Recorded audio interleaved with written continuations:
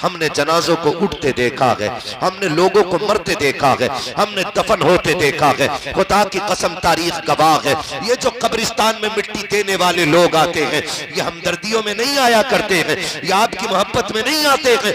इनमें 50% से ऊपर इसलिए आते हैं किबला कि ये हमारे बाप के दफन में गया था, हमारे दादा के दफन में गया था, हम पर्दा उतारने के लिए आए हैं। और अगर जरा सी देर नमाज जनाजा को हो जाती है तो आवाजें आने लगती है, धूप तेज है जल्दी पढ़ाओ जी, खड़ा नहीं हुआ जा रहा है, जल्दी नमाज जनाजा पढ़ा दी जाए। यही लोग जो तुमसे मोहब्बत का दावा करते थे 5 मिनट तुम्हारे जनाजे के लिए धूप में खड़े होने को तैयार नहीं होंगे, 3 मिनट इनको करने लग जाते हैं। अगर इमाम इंतजार कर ले आने वालों का तब इनका दिमाग खराब होने लगता है। अरे ये तो वो लोग हैं जो जनाजों में कम से कम आके खड़े हो जाते हैं, और कितने तो ऐसे भी होते हैं जो दूर खड़े होकर के नमाज के होने का इंतजार करते हैं कि कब सलाम फिरे, हम मिट्टी डाल के अपने घर जाएं। तमाशा तो तब देखने का होता है जब मिट्टी डाल के लोग तोड़ते हैं। कोई कहता है एक प्लेट मुझे दे दो, कोई कहता है एक प्लेट मुझे दे दो। किसी को यह शिकवा रहता है कि मुझे बैठने की कुर्सी ना मिली, किसी को यह शिकवा रहता है कि मेरी प्लेट में बिरयानी में बोटी नहीं थी। इन बेवफा लोगों के लिए बिरयानियां बनवा रहे हो, खुदा का वास्ता दे के कहता हूं ऐसे काम कर जाओ कि तुम्हारा तीजा हो या ना हो, 40वां हो या ना हो, आपके लिए कोई हाथ उठाए या ना उठाए, इतनी नेकी खुद से कर जाओ कि तुम कब्र में लेटे हो और तुम्हारी नेकियों के सिले में कयामत तक तुम्हारी कब्र में सवाब का सिलसिला जारी रहना। नारे तकबीर, नारे रिसालत, मसलके आला हजरत, नारे गौसियत, फैजाने सरकारे मदीना, मदरसा अहले सुन्नत बरकाते रजा, अल्लामा मुफ्ती हम्माद मियां साहिब किबला। नारे तकबीर। कोशिश करें ऐसे काम करने, लड़ते नहीं हम मैयत की रोटी में, लड़ जाते हैं। और हमने तो 40वें के खाने ही को मसला के आला समझ रखा है। हाँ, जो 40वें की रोटी ना खाए कहते हैं कि सुन्नी नहीं है। सुन रहे मेरी बात? ये सुन्नी नहीं। पहले जीना मुश्किल था, अब तो मरना मुश्किल कर दिया लोगों ने। एक गरीब अगर हॉस्पिटल के अंदर होता है ना तो उसे ये फिक्र कम सताती है कि मैं मरने वाला हूं, उसे ज्यादा ये फिक्र सताती है कि मेरे बाद मेरी औलाद तीजे के चने कहां से लाएगी। ये पूरे जिम्मेदार उलमा बैठे, इनसे पूछो क्या 70,000 कलमे के लिए या 1.5 लाख कलमे के लिए मुझे ये बताओ क्या 50 किलो चने काफी हो, जरूरत पड़ेगी 50 किलो की? भाई जो काम 20 किलो चनों में हो सकता है उसके लिए 50 किलो चने? सोचे जरा, कह रहे हैं जरा 1.5 क्विंटल ले आइयो, और चने पड़ने वाले भी कम ना कह रहे यार जरा मुट्ठी भर के दो। कंडीशन हमारी देखें, हम दीन पे रह गए। पहले जीना मुश्किल था, मरना मुश्किल हो गया। माफ कीजिएगा थोड़ा कड़वा बोल रहा हूं, लेकिन बोल मसला के आदत की रोशनी में रहा हूं, अपनी एक एक बात का जिम्मेदार हूं। खुदारा मैयतों के खर्चे हल्के कर दो, मैयतों के खर्चे हल्के कर दो, और इस पैसों को उठा करके अपने बच्चों की तालीम पे लगाना शुरू कर दो। अब्बा मर जाए, रसीद का मसला होता है ना, तो 20 रुपए दिखाता, 50 रुपए, हाँ 50 रुपए दिखाता, छोड़ो वो पागल है, 50 रुपए दिखाता आदमी मदरसे के नाम पे 50 रुपए। और मैयत की रोटी कह रहा, जैसी हॉस्पिटल से खबर आई कि आज फला खत्म हो गया, अल्लाह ना करे कि किसी के सर से बाप का साया उठे, अल्लाह ना करे किसी को भाई का जनाजा उठाना पड़े, अल्लाह ना करे किसी को मुश्किलों का सामना करना ना पड़े। मेरे भाई कोशिश ये कीजिएगा कि हम ये मैयतों के खर्चे घटाएंगे इंशाअल्लाह, घटाएंगे इंशाअल्लाह, घटाएंगे मैयतों के खर्चे। इंसान हॉस्पिटल में बीमार है और बीमार बंदा हॉस्पिटल के अंदर है, वहां से अचानक खबर आई कि फला नहीं रहा। 4 अक्लमंद लोग बैठ के दरवाजे पे पता क्या कहते हैं, 4 लोग आके कहते हैं यार फला खत्म हो गया, बताओ बिरयानी बनवाओगे कि उड़द चावल बनने हैं। जब ये बात यतीम के सामने की जाती है ना, पता कर लो घर में चावल है कि मोल आने, समझे एक मरने वाले का दर्द क्या है। एक गरीब आदमी जब हॉस्पिटल में मरता है ना, तो पहले ही 50,000 के कर्जे में डूबा होता है। वो उन्हें फिक्र होती है कि ये जेवर बेच के जो हमने अब तक इलाज किया है, 50,000 हमने रिश्तेदारों से लिया था कि ठीक हो जाएंगे तो इनका कर्जा उतार दिया जाएगा। खुदा के वास्ते देखो तो सही होता क्या है, जब मरने की खबर आती है ना फला इंतकाल कर गया है, तो कुछ लोग कबर खोदने में लग जाते हैं, कुछ खाने की फिक्र में लग जाते हैं। आपसे मैं इतना कहना चाहता हूँ, अगर आपको पता लग जाए ना कि किसी का इंतकाल हो गया है, आपको पता चल जाए कि कोई मर गया है, तो खुदा के वास्ते या तो खाना अपने घर आके खाइए या घर से खाना खा के जाइए। कोशिश कीजिएगा कि यतीमों पे बोझ कम हो, वरना यतीमी का दाग बड़ा दर्द देता है। उनसे पूछो जिन्होंने अपनों के जनाजे उठाए हैं, हमें बिरयानी की पड़ी रहती है, हम पूछते हैं कि छोटे का गोश्त पड़ना है बिरयानी में या बड़े का गोश्त पड़ना है बिरयानी में। उस यतीम से पूछो जिसके सर से आप आज बाप का साया उठ गया है, उस बेवा से पूछो जो पूरी जिंदगी अपने शोहर को याद करके रोती रहेगी, उससे पूछो कि अपनों की जुदाई का एहसास कितना रुलाएगा। खुदा का वास्ता दे के कहता हूँ, मैयतों की रोटी कम कर दो। अगर हमें यह पता चल जाए कि फला गरीब दुनिया छोड़ के चला गया है, अपने पीछे यतीम जो छोड़ के गया है उनके ऊपर 10-20 हजार का कर्जा है, तो इतनी मेहरबानी कीजिएगा 150 रुपए जेब में डालो।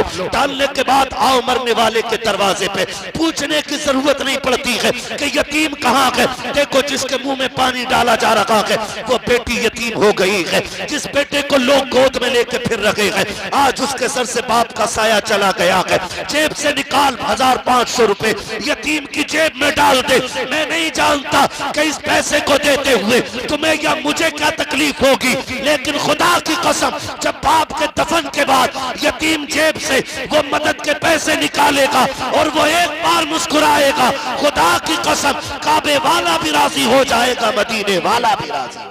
नारे तकबीर, नारे रिसालत, मसलके आला हजरत, नारे गौसियत। कोशिश कीजिएगा, अपना काम ये करें कि हम कोशिश करेंगे कि हम शादी ब्याह के और मैयतों के नाजायज खर्चे खत्म करेंगे इंशाअल्लाह।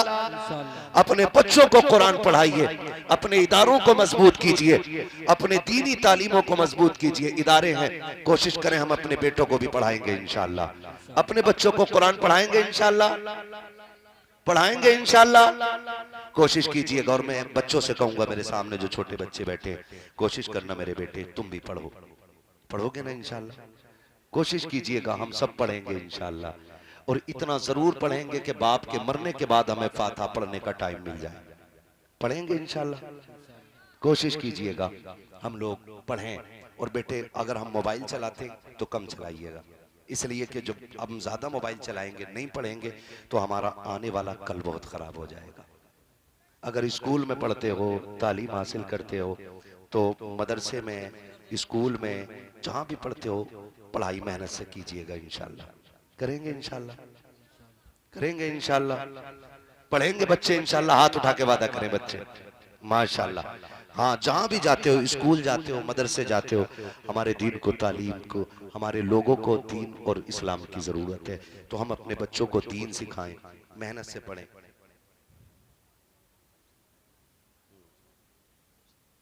माशाअल्लाह। हाँ, ये देखिए, अल्लाह सलामत रखे। हाँ, हमारे मुनाजिर भाई, इन्होंने 5,000 रुपए माशाअल्लाह इदारे के लिए पेश किए। बोल दो यार सुभान अल्लाह।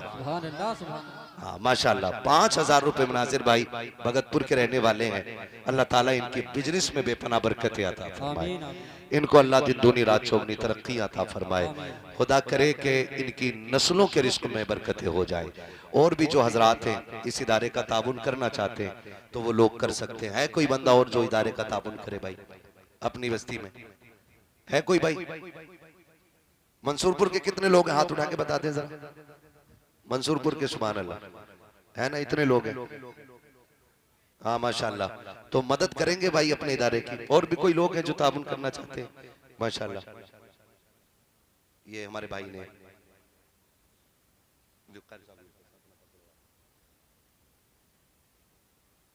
कोशिश कीजिएगा कि हम अपने इदारों को मजबूत करें, तालीम का इंतजाम बेहतर करें, ताकि हम मरे ना तो किसी हाफिज को ढूंढना ना पड़े, हमारा अपना बेटा हमारी चारपाई के पास कुरान पढ़ने वाला हो। करेंगे ना इंशाअल्लाह। हाँ, अपने बच्चों को दीन देने की कोशिश करें। मैं हर भाई से गुजारिश करूंगा, मैं ये नहीं कहता कि डॉक्टर बनना गलत है, इंजीनियर बनना गलत है, सब कुछ बनिए, ये हमारा हक है, इसे हमको लेना चाहिए। ये नहीं कि भाई हम नहीं पढ़ेंगे, भाई हमारी तालीम नहीं, सारी तालीम हमारी है, सारी तालीम हमारी है, लेकिन साथ में कोशिश ये कीजिएगा कि हम दीन भी जरूर सीखेंगे इंशाअल्लाह। इंशाअल्लाह। अपने बच्चों को भी सही, लोग मरते हैं ना तो कोई कब्र पे फाता पढ़ने वाला नहीं मिलता है, 10वें की फाता होती है तो पकड़ के लोग लाने पड़ते हैं। अपना ही बेटा हो और अपनी कब्र पे खड़ा हो, रो के कहे अल्लाह मेरे बाप को बख्श दे, खुदा की कसम जब वो रो के कहता है खुदा की रहमत नाजिल होना शुरू हो जाती है। और अपनों के लिए जितना अपना दर्द के साथ दुआ कर सकता है ना, उतना कोई और नहीं कर सकता है। इसलिए मेरे भाई, हम खुद भी पढ़ें और अपने बच्चों को भी दीन दें। असल जो है ना वो दीन ही है। बेशक। असल क्या है? दीन। दीन ही है। तो हम दीन की तरफ आगे बढ़ें, अपने इस इदारों को मजबूत करें और कोशिश करें कि ये एक नहीं, मंसूरपुर में 3-4 इदारे कायम होने चाहिए कि भी नहीं, ताकि हमारे बच्चों को तालीम मिले, हमारे बच्चों को इल्म दीन मिले। वरना बड़े रोते हुए लोग देखे हमने, बड़े रोते हुए लोग देखे। हम सब कुछ बख्शिश के लिए करते, ये चाहते कि हम बख्शे जाएं, इसलिए 30-40वें की फाता होती है। आपने एक बेटा अगर हाफिज कुरान बना दिया, वो जब तक कुरान पढ़ेगा या पढ़ाएगा या उसके शागिर्द कुरान पढ़ेंगे या पढ़ाएंगे, उसका सवाब आपके मरने के बाद भी आपकी कब्र में आता रहेगा। अच्छा, अगर कोई मर जाए तो सबसे बेहतर तरीका तो मैं ये समझता हूँ, सबसे बेहतर तरीका ये कि अगर हमारे घर में कोई मर जाए ना, तो हम एक काम करते हैं, बाजार जाते हैं और डायरेक्ट ना पेटी का हदिया कराते हैं और मस्जिद में लाके रख देते हैं। इतनी पेटियां हो गई कि मुसल्ले तक पेटियां आ गई और पढ़ने वाला कोई नहीं है। पारों को उन्हें दीमक लग गई, पारों को, है ना। तो कोशिश ये करें, अगर किसी को चाहिए ना कि हम बख्शवाएं अपने वालों को, तो अगर बाप का इंतकाल हो तो मदरसे में आए, मस्जिद में आए, ऐसी जगह पे आने के बाद कारी साहब से कहें कि वो जगह बताओ जहां कुरान वाले बैठ के पढ़ते हैं। अगर गर्मी में पढ़ते तो वहां पंखा लगवा दीजिए, अगर गर्म पानी पीते तो एक फ्रिज का इंतजाम आप कर दें, नीचे बैठ के पढ़ते हैं तो एक दरी आप बिछवा दें उनके लिए, कालीन।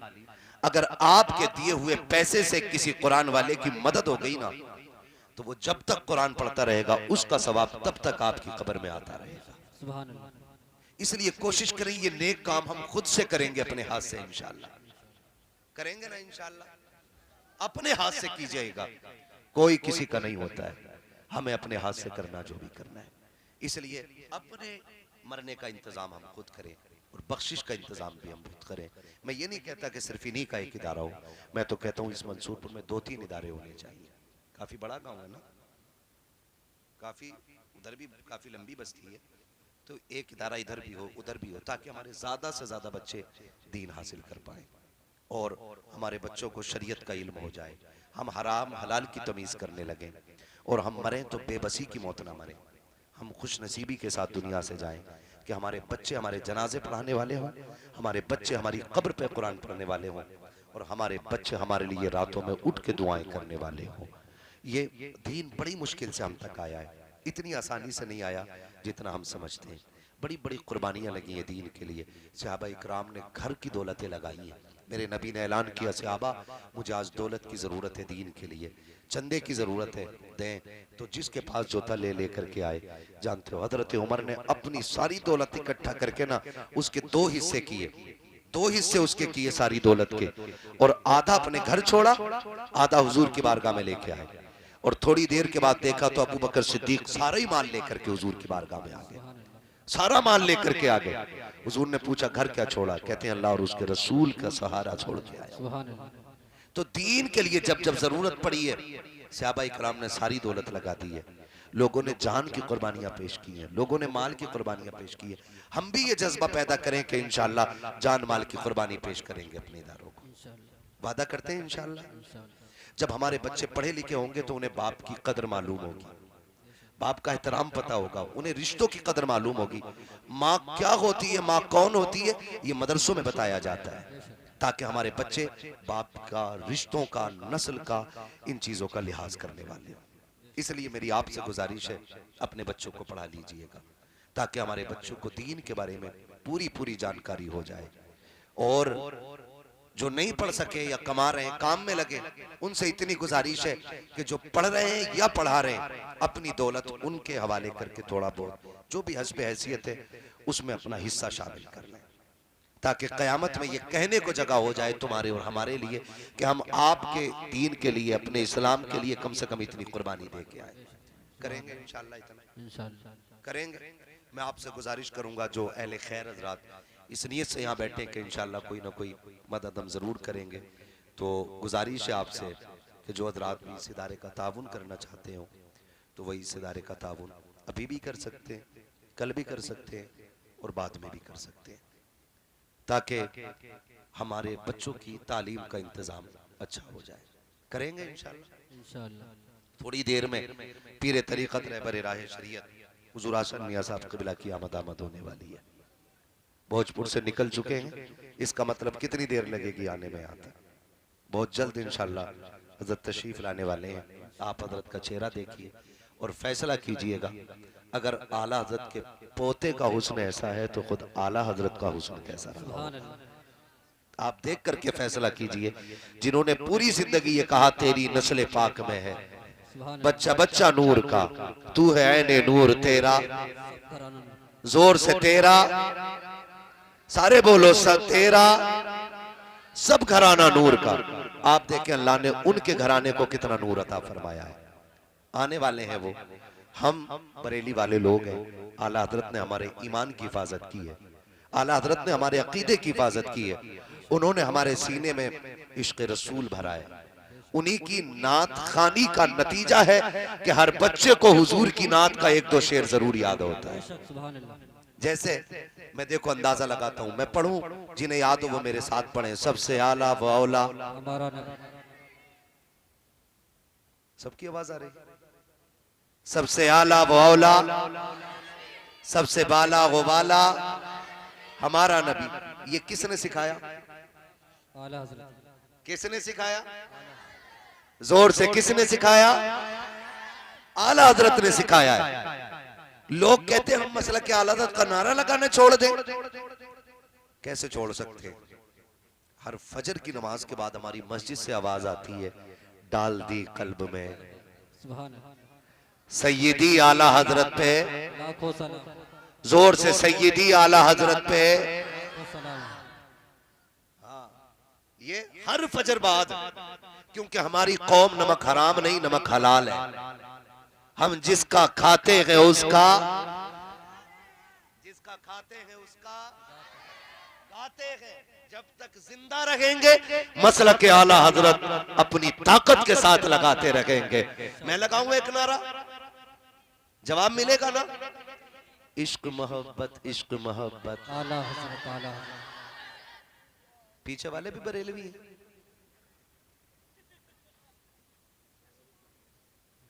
सारे बरेलवी बैठे हैं ना, तो जितने लोग हैं वैसी आवाज आनी चाहिए, इश्क मोहब्बत, इश्क मोहब्बत।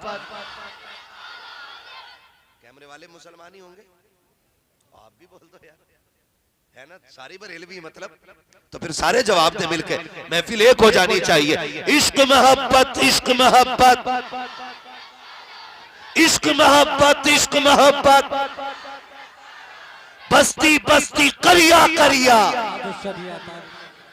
बस्ती बस्ती करिया करिया। ये नारा पूरी जिंदगी लगाते रहना है ना? कोई जले या मरे, कोई जले या मरे, ये नारा,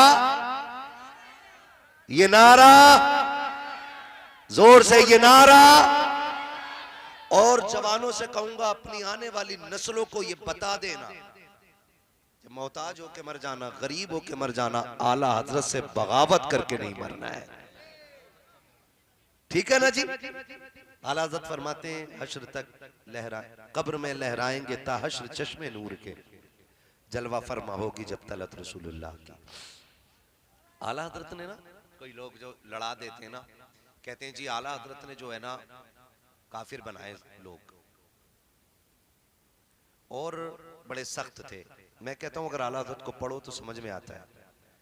आला हजरत अपने वक्त के सबसे बड़े सूफी को कहा जाता है। हाँ, अपने वक्त के गजाली को इमाम अहमद रजा कहा जाता है, अपने वक्त के जामी को इमाम अहमद रजा कहा जाता है। उनकी तारीख पढ़े ना तो कितनी कितनी सॉफ्ट तबीयत, कितनी नर्म तबीयत थी आला हज़रत की। सरकार आला हज़रत बैठे हुए और आला हज़रत के एक शागिर्द जिनका नाम अल्लामा ज़फ़रुद्दीन बिहारी रहमतुल्लाह तआला अलैह, ये बैठे हुए थे आला हज़रत के साथ। सुने आला हज़रत कौन है? किधर जा रहे हो खैर साहब? हज़रत आ गए, बैठे रहिएगा, हज़रत आने वाले हैं इंशाअल्लाह। तो बहुत नर्म तबीयत थी, आला हज़रत बैठे हुए थे और अल्लामा ज़फ़रुद्दीन बिहारी रहमतुल्लाह तआला अलैह, मलिकुल उलमा जिनको कहा जाता है, वो बैठे हुए थे। एक बच्चा आया, सुने जरा, तवज्जो करें, तवज्जो, आराम से बैठे, कोई नहीं।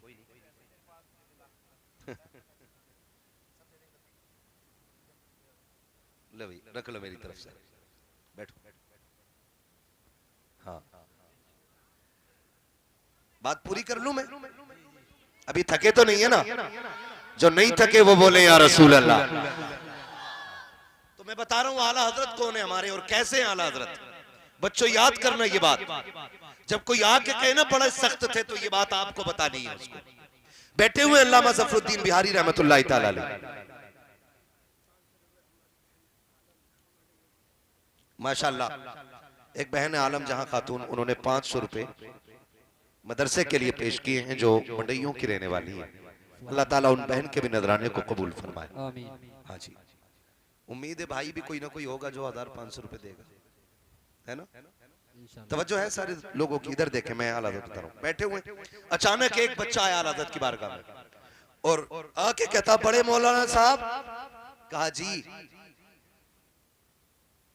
कि हमारे घर दावत है आपकी। तो आला हज़रत ने फरमाया, बेटे घर में कोई बड़ा नहीं है, तुझे भेजा गया। बच्चे ने कहा, जी मैं यतीम हूं, मेरे सर पे बाप का साया नहीं है। आला हज़रत की आंखें भीग गई, फरमाने लगे, बेटे तेरी दावत कबूल है। आपने मुस्कुरा के पूछा, खिलाओगे क्या बेटे? उसकी गोद में ना चने का साग था। उसने कहा, जी इसकी भुज्जी बनेगी और रोटी बन जाएगी। अल्लामा ज़फ़रुद्दीन फरमाते, बेटे तुम आओगे बुलाने के हम आ जाएं? बच्चे ने कहा, मुझे तो टाइम नहीं मिलेगा, खुद आ जाना खाने के टाइम। इतना बड़ा अल्लामा, 1000 किताबों का मुसन्निफ, जिसने मदीने जाके हुजूर को सर की आंखों से देखा हो। सुभान अल्लाह। वो कह रहे हैं, ठीक है बेटे हम आ जाएंगे। दावत का वक्त आया, सरकार आला हज़रत अल्लामा ज़फ़रुद्दीन गए बिहारीपुर ढाल पे और जाके अल्लामा ज़फ़रुद्दीन ने दरवाजा बजाया। अंदर से यतीम बच्चा निकला, आके बोला, आ गए आप लोग? कहा जी। बच्चे ने कहा, ठहरो अभी आता हूं। अंदर गया, एक टाट का टुकड़ा लाया, यतीम था, घर में कोई खासा सामान नहीं था, और ला के कहने लगा, इसे बिछा के बैठ जाइए। जो घर के आगे खाली जगह थी, कहा यहां बैठ जाइए, खाना मैं लेके आता हूं। अल्लामा ज़फ़रुद्दीन और सरकार आला हज़रत बैठ गए। जो भी निकलता कहता, हुजूर आप यहां कैसे? मुस्कुरा के कहते, हमारी दावत है, तुम जाओ।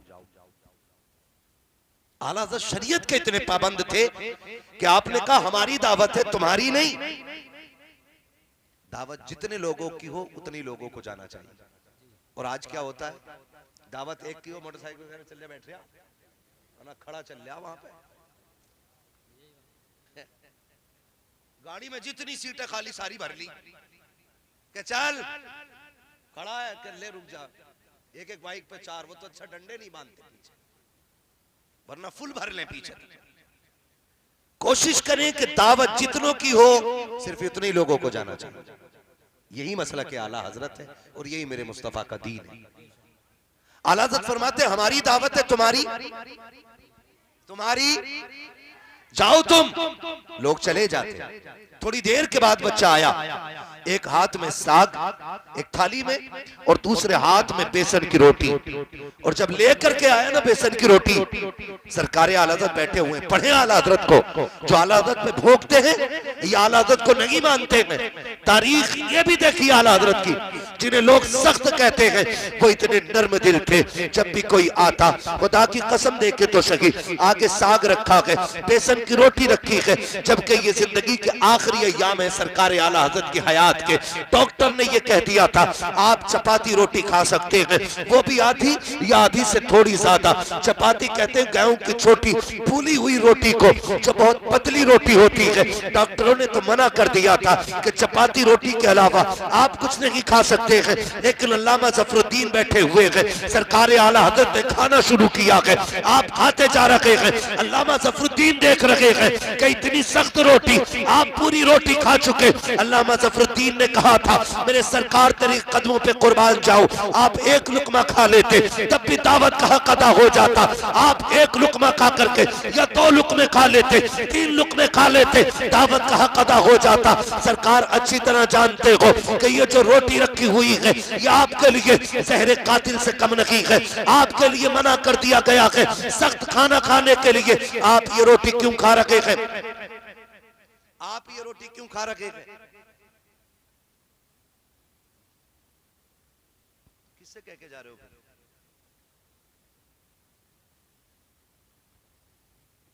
कोई बात नहीं है, अपने गांव में सब कुछ चलता है, यहाँ कुछ भी हो सकता है, टेंशन ना लेना। बोलो सुभान अल्लाह। सुभान अल्लाह। हाँ जी, सरकार आला हज़रत खाना खा के जब फारिग हुए तो अल्लामा ज़फरुद्दीन ने कहा था हुजूर अगर 1-2 लुकमे खा लेते तब भी काम हो जाता, आपने ये एक रोटी पूरी खा ली, कितना नुकसान देगी। तो सरकार आला हज़रत का जवाब सुने, फरमाने लगे यतीम था बच्चा, अगर मैं एक लुकमा खा के उठ जाता तो सोचता शायद खाना अच्छा नहीं था, इसलिए एक लुकमा खा के उठ गए। तो मेरे इमाम ने कहा था ज़फरुद्दीन साहब मैंने पूरी रोटी इसलिए खाई है ताकि यतीम खुश हो जाए, कि मैं अपनी बीमारी तो गवारा कर सकता हूं, यतीम की दिल आजारी गवारा नहीं कर सकता। और मेरे नबी किसी का दिल तोड़ने के लिए नहीं आए, दिल जोड़ने के लिए आए। इसलिए अहमद रजा भी दिल जोड़ने की कोशिश करेगा, दिल तोड़ने की कोशिश नहीं करेगा। तो आला हज़रत को पढ़े, इस तरह से सरकार आला हज़रत ने हुजूर की एक सुन्नत पे मजबूती से अमल करने की कोशिश की है और अमल किया है। इतने नर्म दिल भी थे। अल्लाह का शुक्र है आला हज़रत हमारे हैं, हमारे हिस्से में आला हज़रत आए। ये रब का बड़ा एहसान है, आला हज़रत हमारे हैं। सारे बोले आला हज़रत, आला हज़रत हमारे हैं। और अभी जो आने वाले हैं हुजूर साहिब सज्जादा अल्लामा हसन रजा खान, ये 15 से 20 लाख लोगों की मेजबानी करते हैं बरेली शरीफ में। सुभान अल्लाह। हिंदुस्तान का सबसे बड़ा जलसा अगर कहीं होता है तो कहां होता है? जोर से बोलो, बरेली शरीफ में होता है। हिंदुस्तान का सबसे बड़ा अगर कोई जलसा होता है तो दरगाह आला हज़रत का जलसा होता है। और उस जलसे को उर्स रज़वी का नाम दिया जाता है। उसमें लाखों लोग होते हैं, लेकिन सबकी मेहमान नवाजी जो करते हैं आज वो आ रहे हैं। हम जाते हैं, बताओ कोई एक बताओ किसी को कोई तकलीफ बरेली में होती है कोई तकलीफ है ना? कोने कोने पे लंगर चल रहा है, कोई दूध पिला रहा है, कोई खाना खिला रहा है, कोई बिरयानी, कोई कोरमा, कोई रोटी। वहां खाने वाले कम पड़ जाते हैं, खिलाने वालों की कमी नहीं रहती है। ये बरेली शरीफ की खासियत है। और ये सब हुजूर साहिब सज्जादा के ज़ेरे एहतमाम होता है। वो आ रहे हैं, वो हमारी मेजबानी करके दिखाते हैं, हम उनकी मेजबानी करके दिखाएंगे इंशाअल्लाह। करेंगे ना इंशाअल्लाह। वो आए तो उन्हें कोई तकलीफ नहीं देनी है, उन्हें रास्ता दे देना है, क्योंकि आने वाला आम बंदा नहीं, आला हज़रत का शहजादा आ रहा है। हमारी ये मरकजी शख्सियत तशरीफ ला रही है।